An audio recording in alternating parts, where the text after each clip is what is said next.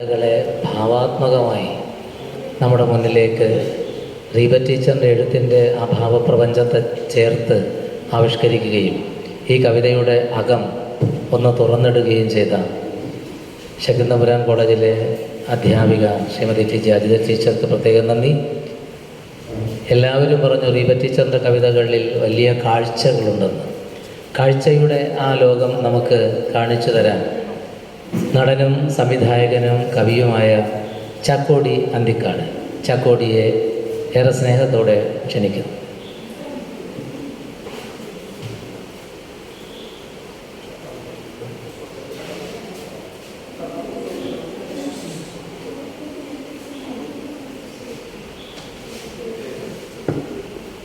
പ്രിയ സുഹൃത്തുക്കളെ, സമയം വൈകിട്ടുണ്ട്. എന്തായാലും ഈ പുസ്തകത്തിൻ്റെ പ്രകാശനം കച്ചേരി അല്ലേ, എവിടെയാ? കച്ചേരി അല്ലേ അല്ലേ റീബ? പുസ്തകപ്രകാശനം നടന്ന സ്ഥലം കച്ചേരി അല്ലേ? അവിടെ നമ്മൾ ഉണ്ടായിരുന്നു. ഫാദറുടെ പുസ്തകം ഉണ്ടായിരുന്നു, 2 പുസ്തകവും അവിടെ. അപ്പം ആ ഒരു അതിന് ശേഷം ഇങ്ങനെ ഒരു ചർച്ച വെച്ചു എന്നുള്ളത് ഗംഭീരമാണ്. തീർച്ചയായിട്ടും നേരത്തെ പറഞ്ഞ ലാസ്റ്റ് ലീഫ് എന്ന് പറയുന്ന ഒ ഹെൻറി കഥയാണ്. അതിൻ്റെ നാടകാവിഷ്കാരം പോലും ഞാൻ കണ്ടിട്ടുണ്ട്. എൻ്റെ ഷോർട്ട് ഫിലിമുണ്ട്. അവസാനത്തെ ഇല വീണാൽ ഈ പറഞ്ഞ ന്യൂമോണിയ പഠിച്ച ആ പെൺകുട്ടി മരിക്കും എന്നുള്ളതാണ്. അവസാന ഇല വീണ് അത് നാളെ രാവിലെ വീണ് കിടക്കുകയാണെങ്കിൽ നീ മരിച്ചിരിക്കും എന്നുള്ളതാണ്. അപ്പോൾ അവിടെയാണ് ആ എഴുത്തുകാരൻ, ആ പെയിൻറ്റർ വീഴാതിരിക്കാൻ അദ്ദേഹവും മഴയും കൊണ്ട് ഭയങ്കര ബുദ്ധിമുട്ടി.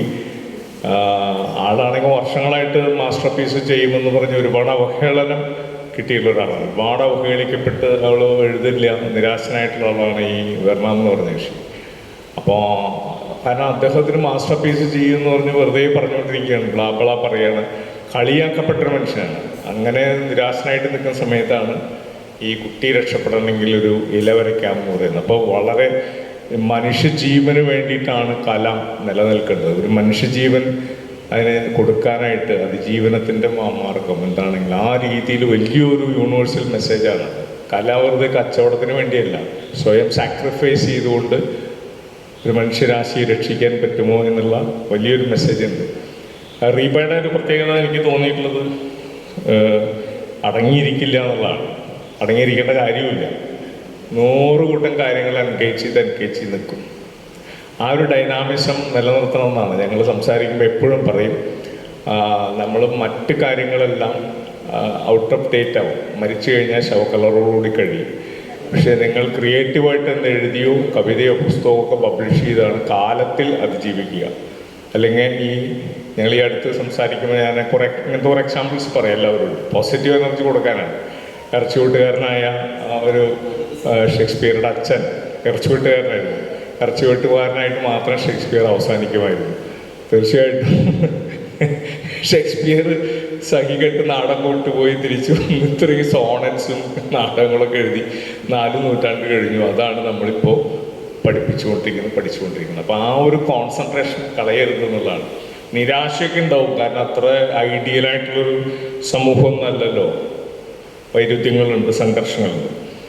2 വരി കവിത, 4 വരിയിലൊരു കവിതയുടെ ഒരു സ്ഥലത്ത് നിന്നുകൊണ്ട് ഈ റീബയെ നമുക്ക് മനസ്സിലാക്കാം. ഞാനൊരു ഷോർട്ട് ഫിലിം പ്രോജക്റ്റ് പറഞ്ഞതാണ്.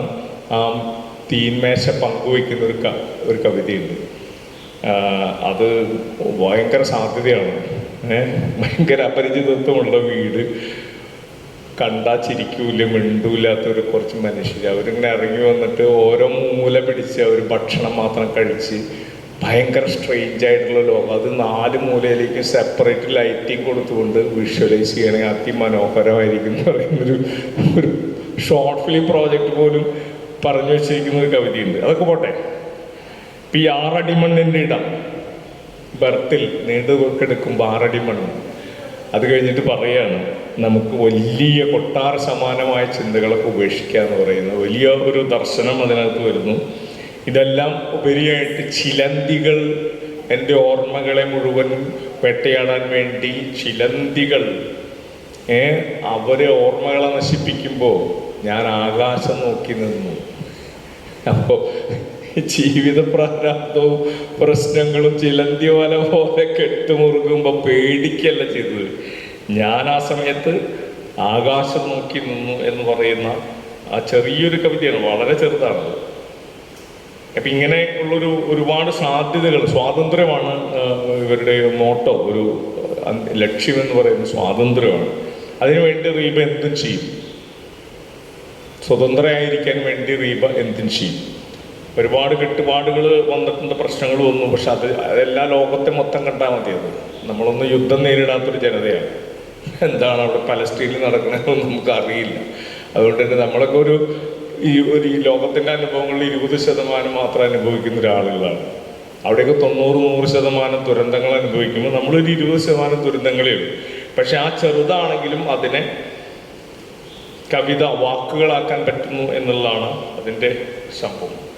നേരത്തെ വായിച്ചതിൽ ആരെങ്കിലും വക്ക് പൊട്ടിച്ചാണെന്നാണ്, വാക്ക് പൊട്ടിച്ചാണെന്നാണ് അതിൽ, അല്ലേ? വക്ക് പൊട്ടിച്ചാണ് അപ്പം ഉണ്ടാക്കിയത്, വാക്കാണ്. വാക്ക് പൊട്ടിച്ചാണ് അപ്പം ഉണ്ടാക്കിയത്, കണ്ണീര് കൊണ്ട് ഉപ്പു. ഞാൻ നിർത്തുകയാണ്. നമ്മൾ ആ മരങ്ങൾ മിണ്ടാൻ തുടങ്ങിയാൽ എന്നുള്ള എൻ്റെ ഒരു ദൃശ്യാവിഷ്കാരം ദാഹം എടുക്കുന്ന കൊന്ന പല്ലച്ചിറന്നും ചേർപ്പിനായിട്ട് തപ്പിയെടുത്ത് കൊണ്ടത്. ഒരു സോൾ ആക്ടിങ് ഉണ്ട്, 10 മിനിറ്റ് മാക്സിമം ഉണ്ടാവുള്ളൂ. ചിലന്തിയും ഞാനും, അതാണ് ഈ റിവയുടെ ബേസിക് ദർശനം എന്നുള്ളതാണ് എനിക്ക് തോന്നിയിട്ടുള്ളത്. എൻ്റെ ഓർമ്മകളെ താഴിട്ട് കൂട്ടാനായി ചിലന്തി പണിപ്പെട്ടു, വല നെയ്യുകയാണ്. എൻ്റെ ഓർമ്മകളെ താഴിട്ട് കൂട്ടാനായി ചിലന്തി പണിപ്പെട്ട് വല നെയ്യുകയാണ്. തീർച്ചയായിട്ടും ഓർമ്മകൾ നഷ്ടപ്പെടുന്ന മനുഷ്യരാശിനെയാണ് ഫാസിസം ഒക്കെ ക്രിയേറ്റ് ചെയ്യാൻ ശ്രമിക്കുന്നത്. ഭൂതകാല ഓർമ്മ വേണ്ട, ചരിത്രം വേണ്ട, ഒന്നും വേണ്ട, ഇന്ന് മാത്രം നിൽക്കുന്ന അടിമപ്പണി ചെയ്യുന്ന മനുഷ്യരെ മതി എന്നുള്ളതാണ്. അപ്പോൾ ഈ ചിലന്തിക്ക് പൊളിറ്റിക്കലായിട്ട് വലിയ മാനങ്ങൾ നിങ്ങൾക്ക് കൊടുക്കാൻ പറ്റും. എൻ്റെ ഓർമ്മകളെ താഴിട്ട് കൂട്ടാനായി ചിലന്തി പണിപ്പെട്ട് വല നെയ്യുകയാണ്. ഈ വല നമ്മുടെ ഈ വർഗീയതയുടെ വലയായിരിക്കാം, ഭരണകൂടത്തിൻ്റെ പീഡന മുറികളുടെ വല, പല ഇമേജുകളിലൂടെയാണ് ഈ സംഗതി വരുന്നത്. നമ്മൾ ഓർക്കരുത്, നമ്മൾ ഭൂതകാലത്തിൽ രക്തസാക്ഷിത്വം മുതലുള്ള ഒരു സംഗതി ഓർക്കരുത്. ഓർത്താൻ നമ്മൾ സമരം ചെയ്യും. സമരം ചെയ്യരുത് പഠിപ്പിക്കുന്ന ചിലന്തിയാണ്. എത്ര താഴിട്ട് പൂട്ടിയാലും ചോര പൊടിയുന്നുണ്ടല്ലോ, എത്ര താഴിട്ട് പൂട്ടിയാലും ചോര പൊടിയുന്നുണ്ടല്ലോ. എൻ്റെ മേല് മാത്രമല്ല, ഭൂമിയിൽ മൊത്തം ചോര പൊടിഞ്ഞുകൊണ്ടിരിക്കുക. ദുരിതങ്ങൾ, ബോംബിങ്, വർഗീയ കലാപങ്ങൾ. നമ്മൾ എവിടെയോ നോക്കിയ മണിപ്പൂരൊക്കെ ചോര പൊടിഞ്ഞുകൊണ്ടിരിക്കുകയാണ്. അപ്പം എവിടെയാണ് ചിലന്തിക്ക് എന്നെ പൂട്ടിയിടാൻ പറ്റുക? ആ ചോര പൊടിയുന്നുണ്ടല്ലോ എന്ന നോട്ടത്തിൽ നിന്ന് കുതറി നമ്മളതിൽ നിസ്സഹായതായിട്ട് വീണുകെടുക്കുകയല്ല. ഈ പറഞ്ഞ നമ്മളെ പോലും ഞെരിച്ചു കൊല്ലാൻ ശ്രമിക്കുന്ന സംഭവമുണ്ട്. അതിൻ്റെതായിട്ടുള്ളതിന് കൊത്തറി ഞാൻ ആകാശം നോക്കി നിന്നു. ഇവിടെയാണ് അതിൻ്റെ ദർശനം നിൽക്കുന്നത്.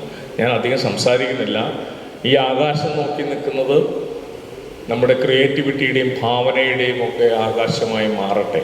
സ്ത്രീ ശാക്തീകരണം എന്ന് പറയുന്നത് എഴുത്തിലൂടെ തന്നെ അതിജീവിച്ചു പോകണം. അത് ഫിലിം മേക്കിങ്, ആക്ടിങ്. കാരണം പണ്ടത്തെ പോലെയൊന്നുമല്ല. വോട്ടവകാശമില്ലാത്ത 150 കൊല്ലം മുമ്പുള്ള സ്ത്രീകളുടെ കഥയൊന്നും അല്ല. ഇന്ന് എന്തും സമരം ചെയ്ത് മുന്നോട്ട് പോകുന്ന സ്ത്രീകളാണ്. ഭരണ അധികാരികളായിരിക്കുന്ന സ്ത്രീകളാണ്, എഴുത്തുകാരികൾ. ഇവിടെ തന്നെ സാറ ടീച്ചർ വലിയ എക്സാമ്പിളാണ്. നോവലുകളിലൂടെ അതിജീവിച്ചു. ആരൊക്കെ എന്തൊക്കെ കളിയാക്കിയാലും മുന്നോട്ട് പോകും. ഗ്രേസി പോലെയുള്ള, ഞങ്ങൾ സംസാരിക്കാറുണ്ട്. കേരളത്തിൽ വളരെ വളരെ അപൂർവമാണ് അങ്ങനെയുള്ള ഈ യാഥാസ്ഥിതിക ചർച്ച ആയിട്ട് ബന്ധപ്പെട്ട് നിൽക്കുന്ന അകത്തെ ഫാമിലികളിൽ നിന്ന് ബ്രേക്ക് ചെയ്ത് വരുന്നത്. നമ്മളെ സംബന്ധിച്ചത് അതിജീവിച്ചേ പറ്റൂ. നിസ്സഹായതയും നിരാശയും നെടുവീർപ്പും പറഞ്ഞിട്ട് കാര്യമില്ല എന്നുള്ളത്. അതുകൊണ്ട് തന്നെ ഭാഷ കയ്യിലുണ്ട്, 3-ാം കണ്ണുണ്ട്. ഒരു വസ്തു കിട്ടിക്കഴിഞ്ഞാൽ അത് 3-ാം കണ്ണുകൊണ്ട് കാണാൻ പറ്റില്ല. 2 കണ്ണുകൊണ്ട് കാണിയാൽ കാണുന്ന ഫാനല്ല, 3-ാം കണ്ണുകൊണ്ട് കാണുമ്പോൾ സംഭവിക്കുന്നു. അപ്പോൾ അത് സംഭവിക്കട്ടെ. ഇനിയും ഇതേപോലെയുള്ള വേദികൾ, പുസ്തക പഠനങ്ങളിൽ റീബയുടെ നടക്കട്ടെ എന്ന് പറഞ്ഞുകൊണ്ട് ഈ മരങ്ങൾ മിണ്ടാൻ തുടങ്ങുമ്പോൾ എന്നുള്ളതിൻ്റെ റീബ എന്നുള്ള കവി വായിക്കുകയും ഞാൻ പെട്ടെന്നിവിടെ ഉള്ള സ്ഥലത്ത് സോളോ ആക്ടിങ് ചെയ്യുകയാണ്. അതുകൊണ്ട് തന്നെ ഒന്ന് ഇറങ്ങിയിരുന്നാൽ മതി. പക്ഷേ നന്ദി പറഞ്ഞ് ഇത് തുടങ്ങാമോ? ഞാൻ നിർത്തി. ഒക്കെ അഭിവാദ്യങ്ങൾ.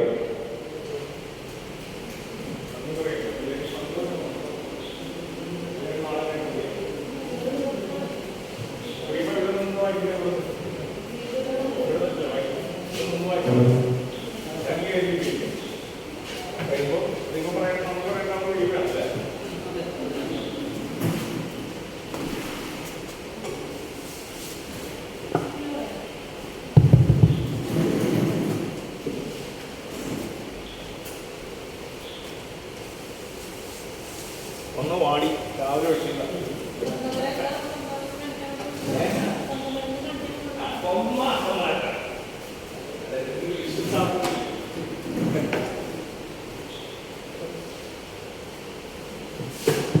തുടങ്ങട്ടെ.